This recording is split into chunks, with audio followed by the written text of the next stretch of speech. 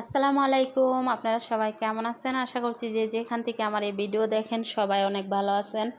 আল্লাহ তাআলার অশেষ রহমতে আলহামদুলিল্লাহ আমিও ভালো আছি। তো যাই হোক, দেখতেই পারছেন আপনাদেরকে নিয়ে আজকে আমি ছাদের ওপর ঘোরাফেরা করতেছি। তো সারাদিন রুমের ভিতরে থাকি, আসলে ভালো লাগে না। তো কারেন্ট যখন গেছে তখনই আমি ছাদের উপরে উঠছি। তো যাই হোক, আপনাদের সাথে তো সব কথা শেয়ার করি। তো আজকেও প্রতিদিনের মতো একটু শেয়ার করি। একটা নারীর সুখ শান্তি একটা স্বামীর ওপর নির্ভর করে। একটা মেয়ের শান্তি তার স্বামীর ওপর। তো আসলে যেই কথাটা বলবো, যারা বোঝেন তো বুঝবেন। একটা মেয়ে মানুষ কিন্তু কখনো খারাপ বউ হয়ে তার শ্বশুরবাড়ি আসে না, বুঝছেন। 100 বার দেখে শুনে যাচাই করে তারপর বউ বানিয়ে আনে। তারপরেও যদি বউ আসার পর সবার মতো করে সবাই ষড়যন্ত্র করে, সেটা একান্তই তাদের ব্যাপার। যাই হোক, আজকে দেখেন মাশাল্লাহ বাইরের ভিউটা খুব সুন্দর। তো আমিও যাইয়া এখানে দাঁড়াইছি, আর আমার কাছে কিন্তু অনেক ভালো লাগে বাইরের ভিউটা। কিন্তু আমি বের হইতে পারি না বেশি একটা, কারণ আমি বের হইলে আমার ছেলে আমার সাথে বের হয়, আর না জানি কীভাবে ব্যথা পায়, না জানি কী হয়। তো এই জন্য হচ্ছে বাইরে যেতে চাই না। যেহেতু কারেন্ট গেছে আর থাকতে পারলাম না, তারপর গেছি। দেখেন আকাশটা মেঘলা আকাশ লাগতেছে না, অনেক ভালো দেখাইতেছে। তো যাই হোক, আপনাদের সাথে এই কথাটাই আমি শেয়ার করলাম। অনেকে কিন্তু জানে না, শোনে না, বুঝে না। হ্যাঁ, একদিন ভিডিও দেখে এবং না দেখে একটা কমেন্ট করে হুট করে। আর বিশেষ করে কিছু মানুষ আছে দেখবেন, যখন ভিডিওতে বেশি ভিউ হয় তখন খোঁচা মেরে একটা কথা বলে। আসলে এটা কি বুঝলাম না, যার যার কাজ সে করে। আমি যদি কষ্ট করে লাইভ করে ভিডিও করে যদি আমি ভিউ আনতে পারি, আপনিও চাইলে কষ্ট করে লাইভ করে ভিডিও বানিয়ে শর্ট ভিডিও বানিয়ে ভিউ জানেন, সমস্যা কি? এই সোশ্যাল মিডিয়ার মধ্যে কি খালি শুধু একজনই কাজ করে? হাজার হাজার লক্ষ লক্ষ কোটি কোটি মানুষ কাজ করতেছে। চাইলে আপনিও তাদের মতো করে কাজ করেন।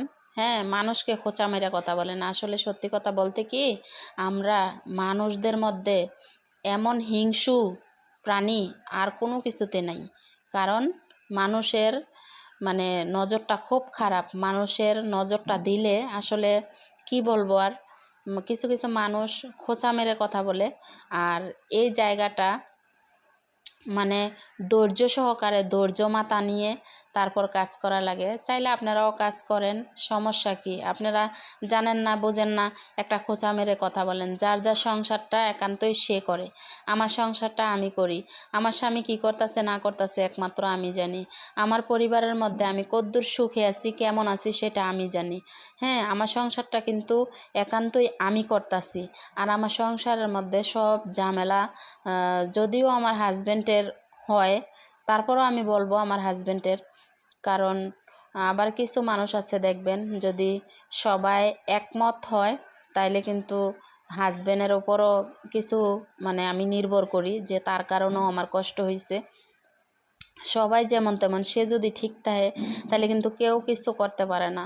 আর আমার গোড়া যদি ঠিক না থাকে, অবশ্যই সবাই সব কিছু করতে পারে, এবং কি কথা বলেও মজা পায়, এবং কি কষ্ট দিলেও মজা পায়। কারণ আমার তো গোড়াই ঠিক নাই। তো এটাই আমি বলবো যে একটা নারীর, একটা মেয়ে মানুষের সুখ শান্তি তার স্বামীর ওপর নির্ভর করে, বুঝছেন নি? তো স্বামীর ওপর নির্ভর করে, কিন্তু আমি তাকে এমনই একটা ভাগ্য আমার হয়েছে যে আমি তাকে নিজের বলেও দাবি করতে পারি না, বা আমি তাকে ছাড়তেও পারতেছি না। কারণ আমার ছেলে মেয়ের সুখটা আমি বিসরাই, আমার নিজের সুখটা আমি বিসরাই না। আমার নিজের সুখটা যদি আমি বিসরাইতাম, তাহলে আমার যেই পরিমাণে কষ্ট দিতেছে সাঞ্জুর বাপে, আমার হাজব্যান্ড, এই পরিমাণে কষ্ট সয়ে কিন্তু কোনো মানুষ সংসার করে না। কিন্তু আমি কি জন্য সংসার করতেছি? আমার সুখটা আমি চাইতেছি না, আমি চাইতেছি আমার ছেলে মেয়ের সুখ। কারণ আমি এখনও যে কষ্ট পাইতেছি, আমি সয়ে আছি। আমি জীবিত থাকতে যদি আমার সুখের জন্য আমি কোনো কিছু করি, তাইলে আমার ছেলে মেয়ের দুঃখ কষ্ট বেশি হইব। তাছাড়া আমার ছেলে মেয়ে কখন আমারে বলে ডাক দেয়, কখন কষ্ট পায়, কখন কি হয়, ওইগুলা টেনশন, ওইগুলা চিন্তা ভাবনাই কিন্তু আমি করি। তো সবাই কিন্তু আবার একরকম না। তো যারা কিনা সবার মাপের পাল্লি দিয়ে আমারে মাপ দেন, একটু ভেবে চিন্তা করে তারপর মাপের পাল্লিটার মধ্যে উঠাইবেন, ঠিক আছে? যে পরিমাণে কষ্টের ভিতরেও সংসার করার ইচ্ছুক আমার ছেলে মেয়ের জন্য, কোনো নারী কিন্তু এই ইচ্ছুকটা হইতো না, বা কোনো নারী কিন্তু আমি যে কষ্টটা পাইতেছি এই কষ্টটা কেউ করতো না। কত কত নারী আছে দেখেন, এত সুন্দর বউ রাইখা যদিও সে বিয়ে করে বা তার মন অন্য দিকে দেয়, তাইলে কিন্তু কোনো নারী সংসার করে না, সংসার করবও না। তারপরে দেখেন আমি কিন্তু এত কিছুর পরেও ধৈর্য ধরে ছেলেরে নিয়ে, হ্যাঁ, আমি ভালো আছি, ভালো থাকতেছি। আমি চেষ্টা করি আগামী দিনগুলোও যে আমার ভালো যায়, ভালো থাকতে পারি। তো যাই হোক, ছেলের বিকালের নাস্তা, বাজারে গেছিলাম আমার একটা দরকারে ওষুধের জন্য। তো যাইয়া পরে ছেলে বলতাছে এগুলো নিতে, তো নিলাম।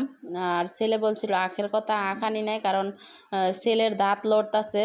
তো যদিও বা সে দাঁতের মধ্যে ব্যথা পায় বা কোনো রকম এই হয়, এই জন্য আনা হয় নাই। তো অন্যদিন গেলে আবার ঠিকই আনবো। যাই হোক, কালকে কিন্তু জামাটা সেলাই করছি।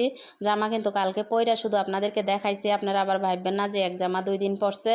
কালকে কিন্তু পইরা জাস্ট দেখাইছি আপনাদেরকে। আর আজকে আমি গোসল করে এই 3 পিসটা পরছি। তো সেলোয়ারের মধ্যে দেখেন আমি এই ডিজাইনটা করছি, এটা কিন্তু একান্ত আমার নিজের থেকে আমি এটা করছি। বাটিক 3 পিসের মধ্যে কিন্তু সেলোয়ারের মধ্যে কোনো কাজই থাকে না। এটা বিশেষ করে আমি নিজের থেকে আমি নিজে করছি, যে কেমন লাগে দেখি। মানে যদি সেলাই করি এইভাবে অন্য একটা 3 পিস কেমন হইব, এরকম একটা বুদ্ধি মাথার মধ্যে আনতে আনতে দেখা যাইতেছে এগুলো করেই ফেললাম অলরেডি এই সেলোয়ারের মধ্যে। তো কেমন হয়েছে অবশ্যই কমেন্টের মাধ্যমে জানাবেন। খুবই অলসতা করি, মেশিনে কাজ করি না। আর মেশিনে কাজ করলে কিন্তু মেশিনও ভালো থাকে এবং নিজেরও টাকা বাঁচে। তো এই জন্যই ভাবলাম, আর এখন তো খুবই সমস্যার মধ্যে আছি, তো ভাবলাম যেহেতু ঘরে মেশিনটা আছে, দেখি নিজের কাপড় চোপড়গুলো নিজেই সেলাই করি, মানুষের আর টাকা না দেই। যে টাকাটা সেলাই করে মানুষেরে দিব ওই টাকাটা ছেলের পিছনে খরচ করব, এই বলে আরও নিজের জামা কাপড় নিজেই সেলাই করতেছি। এখন থেকে নিজের জামা কাপড় নিজেই সেলাই করব। তো যাই হোক, অনেক কথাই বললাম। সবাই ভালো থাকবেন, সুস্থ থাকবেন। আজকের ভিডিও এখানেই শেষ করছি। আল্লাহ হাফেজ।